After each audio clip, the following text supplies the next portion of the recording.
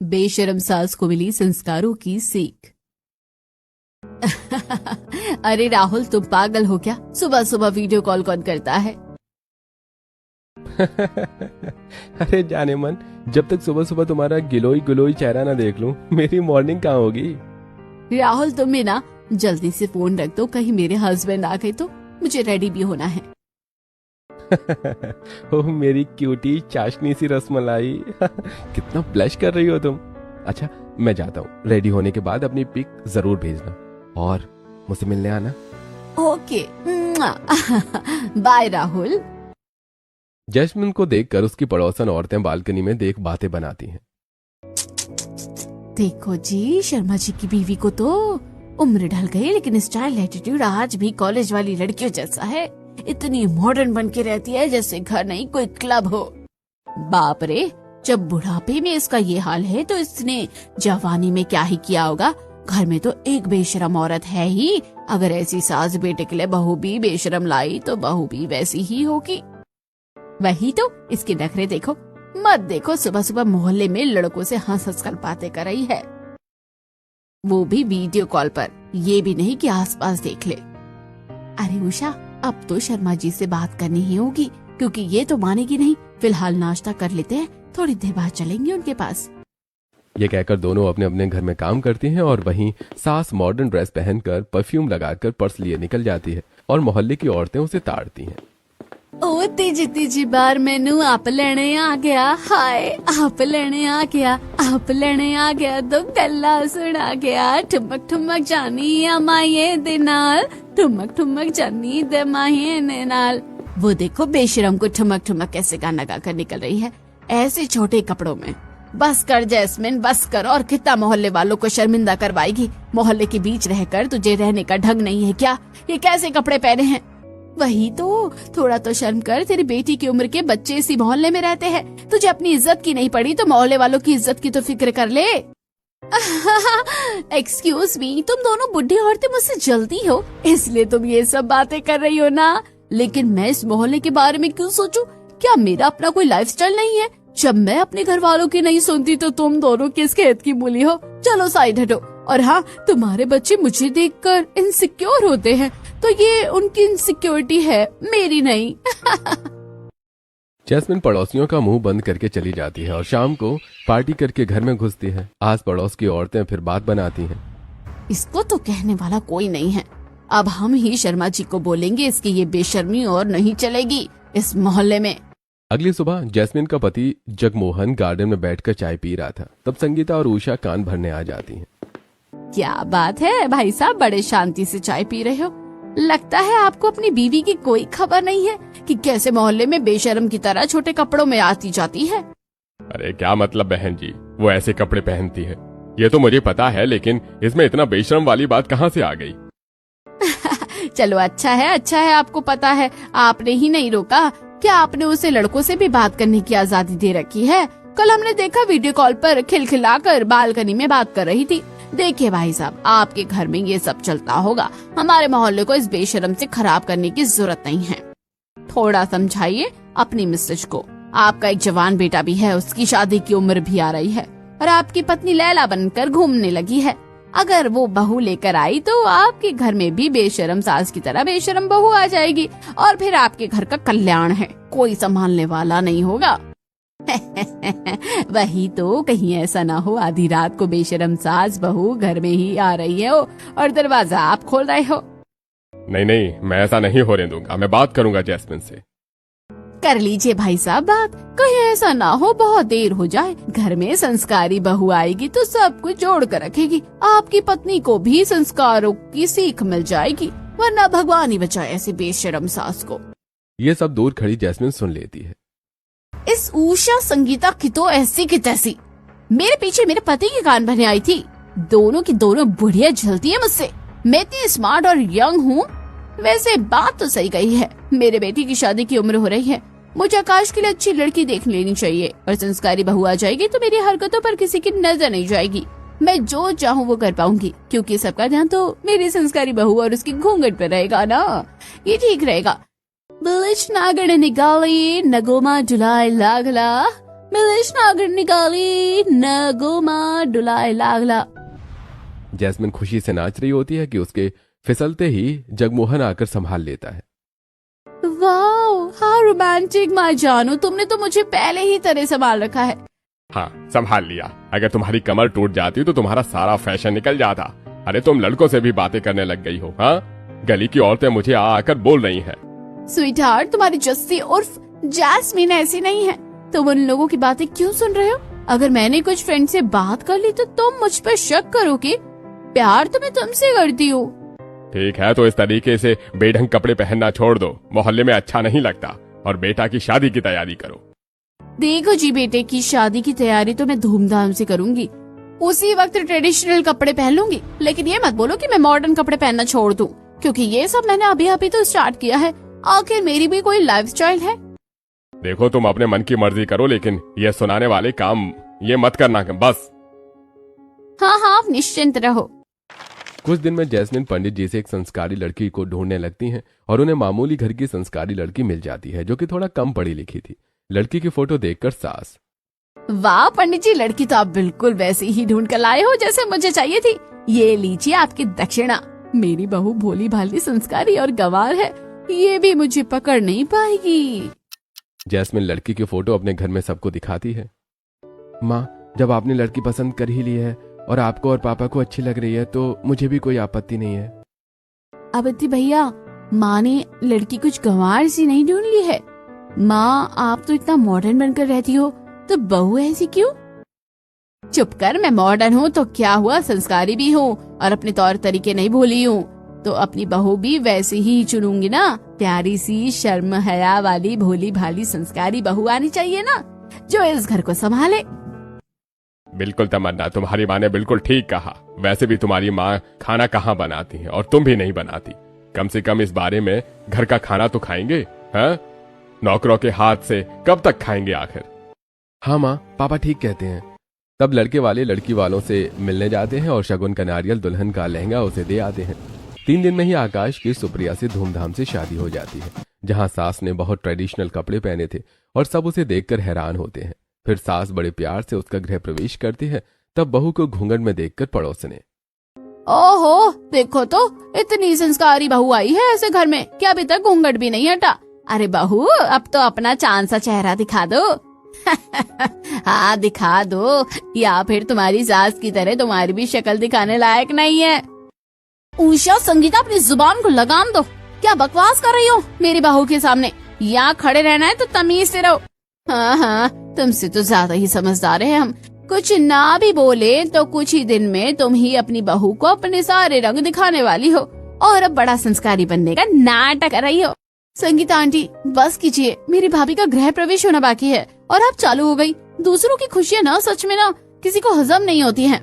दूसरों की खुशियाँ ना सच में किसी को हजम नहीं होती हैं। आप जाइए यहाँ से। बहुत खूब मेरी बच्ची। माँ जी, ये क्या आपकी पड़ोसन थी जो आपके बारे में ऐसे बोल रही थी? ऐसे क्यों कह रही थी? अरे बहू, तुम इन पागल औरतों की बातों पर ध्यान मत दो। तुम्हें पता है ना गली की औरतें कैसी होती है, एक की 4 बोलने वाली और बस आग लगाने का काम करती है। हाँ बहू, तुम इन चक्करों में मत पड़ो। तुम्हारी सास मॉडर्न किस्म की है, इसलिए जलती है। बहू इन फालतू औरतों की बात सुनकर और शादी की थकान से थक गई होगी। जाओ जाकर आराम कर लो। नंद तमन्ना जैस्मिन को उसके कमरे में ले जाती है, जहाँ बहुत सुंदर कमरा सजा हुआ था। फिर अपने भैया के कमरे में आने पर दरवाजा रोकती है। ओहो भैया, भाभी के पास जाना है तो नेक निकाल कर दीजिए। ये ले, तू मानने वाली तो वैसे भी नहीं है। अब तमन्ना अपने भाई के हाथ से पैसे लेने की कोशिश करती है, लेकिन आकाश बार बार अपने हाथ ऊपर कर लेता है। तब नाराज होकर, दो ना भैया, मैं थक गई हूँ, मुझे मेरे पैसे दो। ठीक है, दे दूंगा। नाच मेरी बुलबुल, तुझे पैसा मिलेगा। ये लो, नाच रही हूँ मैं, दो मेरे पैसे। तब आकाश अपनी छोटी बहन को थोड़ा परेशान करके पैसे दे देता है, जिसके बाद वो चली जाती है। यहाँ आकाश और सुप्रिया को अकेले बात करने का टाइम मिल जाता है। अगली सुबह सुप्रिया जल्दी उठकर घर की सफाई कर घूंघट में पूजा करती है। वहीं दूसरी तरफ सास छत पर अजीब कपड़ों में एक्सरसाइज करती है। Hands up, 1 2 3 hands down, 1 2 3 hands up, 1 2 3 hands down. तब बहू छत पर सूर्य को जल चढ़ाने आती है। माँ जी, आप आप ऐसे कपड़ों में छत पर, ये ठीक नहीं है माँ जी। अरे क्या ठीक नहीं है बहू, एक्सरसाइज करने के लिए तो ऐसे ही कपड़े पहनते हैं। 1 2 3 1 2 3 4, तुझे भी करना चाहिए, आजा आजा। नहीं नहीं माँ जी। अच्छा ये घूंघट की ओढ़ा है, अब तो शादी होकर आ गई है, हटा सकती है। कौन सा तुझे मेहमान देख रहे हैं यहाँ। हाँ मुझे बहुत अच्छे से पता है, तू बहुत संस्कारी है, मैं भी हूँ। तभी छत पर दो लड़के सास को निहार रहे होते हैं। सास भी इतराती है और ये चीज बहू को अजीब लगती है। माँ जी मैं नीचे जा रही हूँ, नाश्ता तैयार कर रही हूँ, आप आ जाना। हाँ हाँ तू जा। सुप्रिया को ऑकवर्ड महसूस और वो अपने पहली रसोई की तैयारी करने चली जाती है, जहां वो खाना बनाकर डाइनिंग टेबल पर लगाती है और सास मॉडर्न कपड़े पहनकर वहां बैठ जाती है। बाकी सब भी आ जाते हैं। माँ जी ये आपने क्या पहन रखा है, कहीं किसी ने आपको ऐसे कपड़ों में देख लिया तो क्या कोई समझेगा इस उम्र में। अरे बहू कोई कुछ नहीं समझेगा, तेरी सास का नाम जैस्मिन है, जैस्मिन वैसा लगना भी तो चाहिए। और तुझे क्या मैं बुढ़िया नजर आ रही हूँ, अगर ऐसे कपड़े पहन लिए तो क्या ही हो गया। जी जी माँ जी। भाभी मेरी मम्मी कूल जमाने की है, अंदर से संस्कारी लेकिन बाहर से मॉडर्न स्टाइलिश। आपको पता है मेरे कपड़ों की शॉपिंग भी मम्मी ही करवाती है, ये तो अच्छी बात है। वैसे बहू खाने में तो तुमने बहुत कुछ बनाया है, बिरयानी, छोले चावल, रसमलाई, गाजर का हलवा, आलू पूड़ी, पुदीने की चटनी। हाँ पापा जी। कसम से इतना सारा खाना देखकर दिल खुश हो गया। ये सब बहुत ऑयली है बेटा, बट थोड़ा खा लूंगी। सभी लोग नई बहू के हाथ का खाना खाकर खुश हो जाते हैं और उसे गिफ्ट देते हैं। कुछ देर बाद जैस्मिन को फोन आता है। बेब्स तुम्हारी हो ना या नहीं, बोला था ना आज क्लब जाना है, खूब मस्ती करेंगे। मैं तुम्हारे घर के बाहर गाड़ी लेकर खड़ा हूँ, फौरन आओ। अच्छा ठीक है मैं आती हूँ। ओहो अभी भी कपड़ों में बाहर जाऊंगी और लेट हो जाऊंगी तो ये लोग 10 सवाल जवाब करेंगे। साड़ी पहनकर कीर्तन का बोलकर निकल जाती हूँ। जैस्मिन शॉर्ट ड्रेस के ऊपर ही साड़ी लपेट लेती है और सर पर पल्लू रखकर जा रही होती है कि तब बहू। अरे माँ जी आप इतनी जल्दी में कहाँ जा रही हो, वो मैं पूछ रही थी शाम को खाने में क्या बनाना है।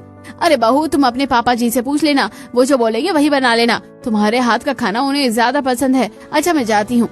लेकिन माँ जी आप अचानक से कहाँ जा रही है और कब तक आएंगी, और अभी तो आपने मॉडर्न कपड़े पहने थे और ये साड़ी क्यों पहन ली अब। ओहो बहू कितने सवाल जवाब करती हो, मेरी सहेली साक्षी के घर कीर्तन हो रहा है तो वहाँ मॉडर्न कपड़े पहनकर थोड़ी ना जाऊंगी, इसलिए साड़ी पहनकर जा रही हूँ। आते आते मुझे शाम हो जाएगी, ठीक है। जी माँ जी। जैस्मिन झूठ बोलकर गाड़ी में बैठकर एक लड़के के साथ क्लब चली जाती है, जहाँ साड़ी में नहीं मॉडर्न ड्रेस में लड़के के साथ नाचती है। ऐसा जादू डाला रे, ऐसा जादू डाला रे, जो मेरी जुल्फों से खेले रे, बाहों में मुझको ले रे, ऐसा कोई दिल वाला रे, ऐसा है कोई दिल वाला रे।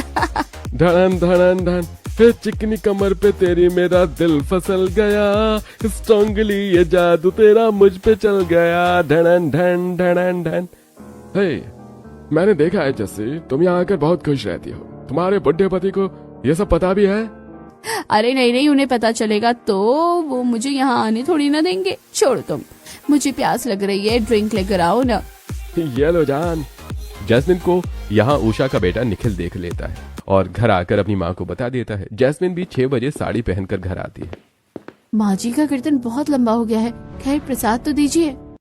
प्रसाद वसाद वो तो बहू मैं लाना ही भूल गई, जल्दीबाजी में उसके घर पर ही रह गया। कोई बात नहीं, प्रसाद इतना जरूरी नहीं होता जितना जरूरी कीर्तन में शामिल होना होता है। तुम तो संस्कार से भरी हो, समझ सकती हो ये सब। जी जी माँ जी।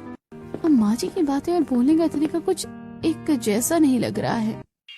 अगले दिन सुप्रिया घर के बाहर झाड़ू लगा रही थी, तब उषा। मैंने कहा था ना बहू, तुम्हारी सास इतनी सीधी नहीं है जितना तुम्हारे सामने बनती है, बहुत बेशरम है, बहुत ज्यादा। उसे संस्कारों की सीख दो थोड़ी। आप क्या बोलने की कोशिश कर रही है, मुझे कुछ समझ नहीं आ रहा। अच्छा तो बताओ, कल तुम्हारी सास सुबह से शाम तक कहाँ थी? वो अपनी सहेली के घर कीर्तन में गई हुई थी। संगीता होती और ये सुनती तो हंसकर पागल हो जाती। तुम्हारी सास छोटे कपड़ों में बहुत कीर्तन करने गई है। मेरा बेटा भी इस कीर्तन में था, लेकिन उसे क्या बोलते हैं, क्लब बोलते हैं, जहाँ पर लड़का लड़की आधे कपड़ों में नाचते हैं। बस कीजिए आंटी, आप मेरी माँ जी के लिए ऐसी अपमानजनक बातें मत कीजिए। गृह प्रवेश के टाइम भी आप ऐसे ही कुछ बोलने की कोशिश कर रही थी। बहू तुम कितनी भोली हो, जितनी संस्कारी हो उतनी ही ज्यादा बेशर्म तुम्हारी सास है। तुम्हारे आने से पहले भी वो मोहल्ले में बेशर्मी के नाम से बदनाम थी। बालकनी में खड़े होकर लड़कों से बात करती है, छत पर भी एक्सरसाइज करके तन बदन दिखाती है। और कल तो मेरे बेटे ने भी उसे क्लब में देख लिया। मत मानो मेरी बातें, आगे देखो क्या गुल खिलाएगी।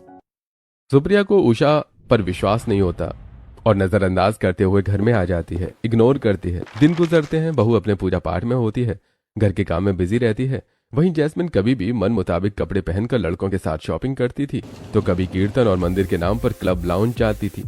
एक दिन वो किटी पार्टी का बोलकर रात के 11 बजे आती है। नशे में चोर, ठीक से खड़ी ही नहीं हो पाती। तब बहू सहारा देकर घर के अंदर लाती है।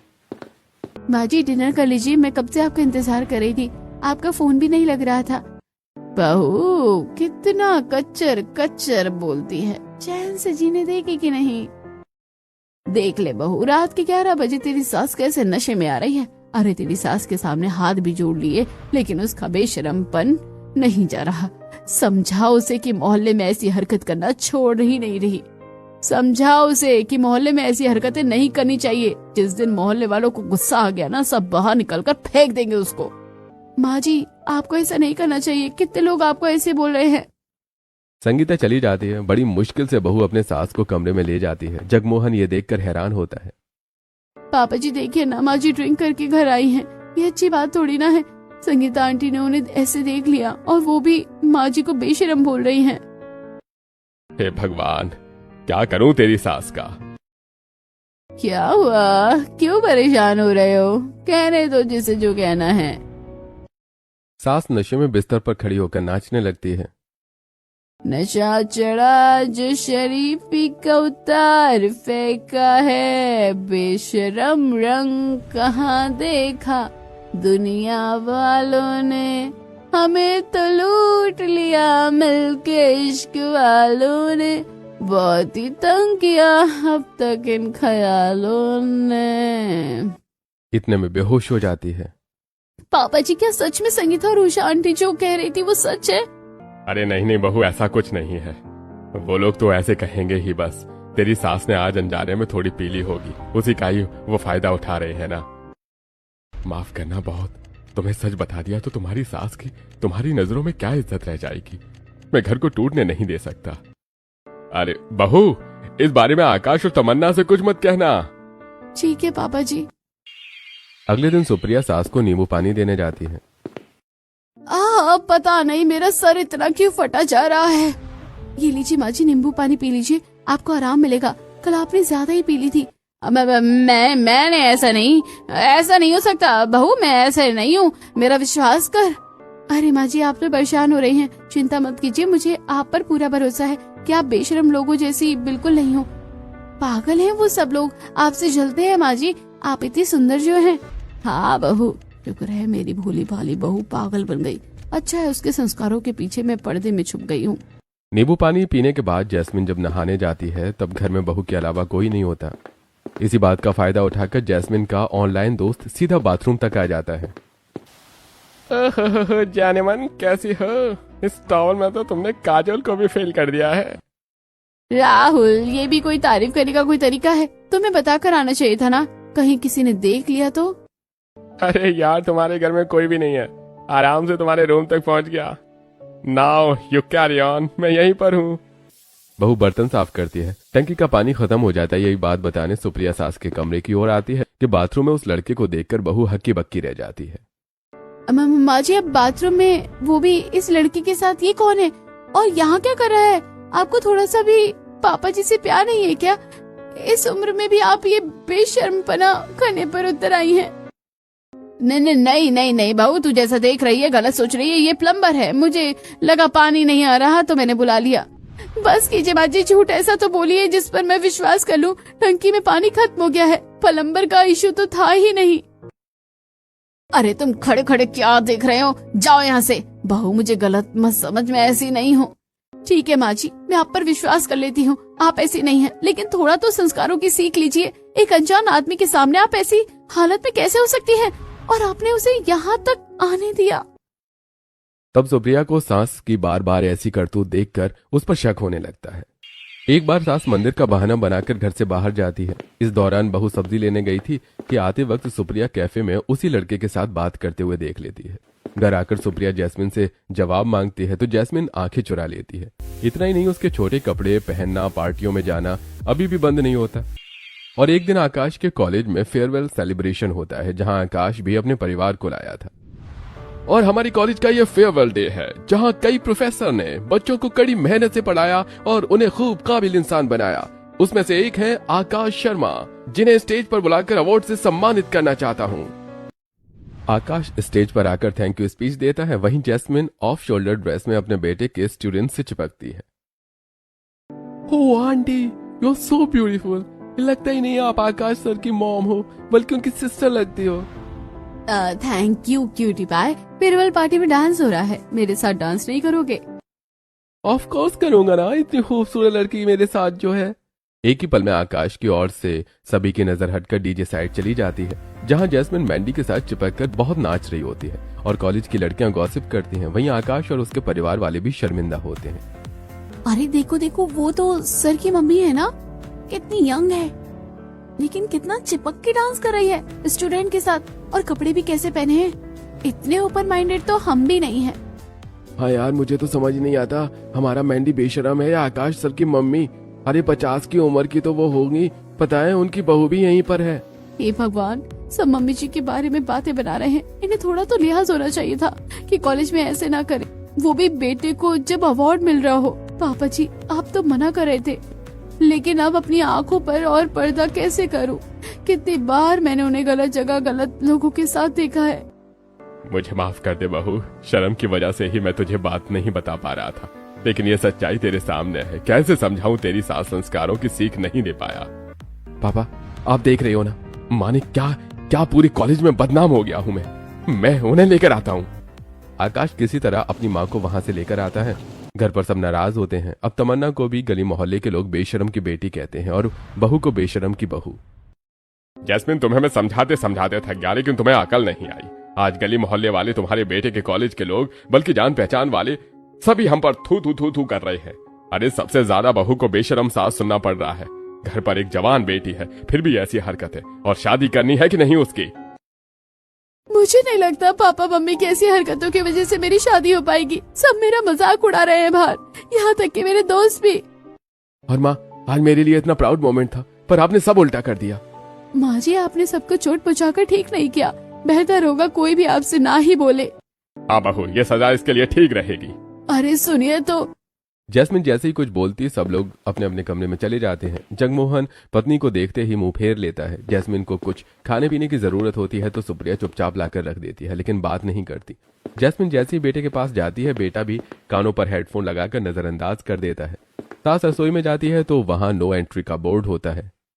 क्या बेशरम लोगों की रसोई में एंट्री नहीं है बहू?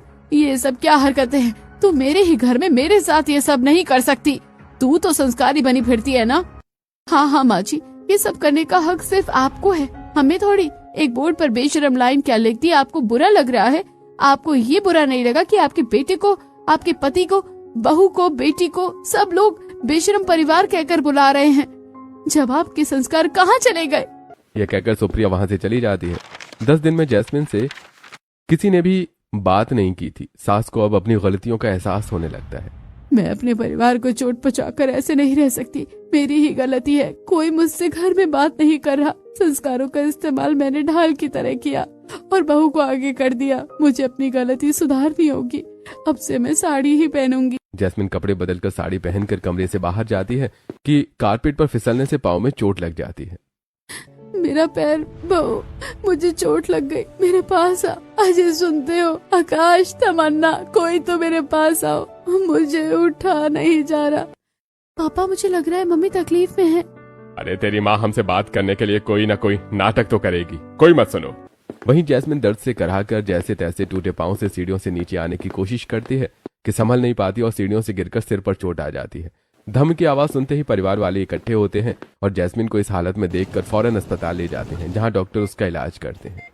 2 घंटे बाद माँ जी, आप होश में आ गए हैं। भगवान का लाख लाख शुक्र है। इतनी चोट कैसे लग गई आपको, सर और पाँव पर? पहले तुम सब लोगों से मैं माफी मांगना चाहती हूँ। मुझे अपनी गलती का एहसास हो गया था। तुम्हारे पास आ रही थी कि पाँव में चोट लग गई। मैंने सबको आवाज दी, किसी ने नहीं सुना, और जब सीढ़ियों से उतरी तो शायद गिर पड़ी। तूने सही कहा बहू, मैंने अपने शौक के चक्कर में पूरे परिवार को परेशानी में डाल दिया, लेकिन तुझसे मुझे संस्कारों की खूब सीख मिली है और अब से मैं इसी रास्ते पर चलूंगी, कोई हरकत नहीं करूंगी। आकाश, तमन्ना, अजी, आप भी, मैं सबकी गुनहगार हूँ, मुझे माफ कर दीजिए। मुझे खुशी है कि वक्त रहते तुम्हें अपनी गलती का एहसास हो गया। जैस्मिन, आजादी का मतलब ये नहीं है कि घर की इज्जतदारों पर लगा दो। हाँ माँ जी, क्योंकि आपने सुधरने का रास्ता चुन लिया है तो अब सब अच्छा होगा। ये ले जैस्मिन, तेरी हालत सुनते ही उषा और मैं यहाँ चले आए। अब तू सुधर गई है तो एक बात याद रखना, अगर घर की इज्जत नीलाम हो जाती है तब बेशरम भी बोझ बन जाती है। लेकिन तुझे संस्कारों की सीख मिल गई ना, अब सब चंगा है। हाँ, मुझे मेरी बहू से संस्कारों की सीख मिल गई है। इस तरह जैस्मिन सादे कपड़े में रहकर बहू के साथ घर की जिम्मेदारी संभालती है और परिवार के साथ खुशी खुशी रहती है।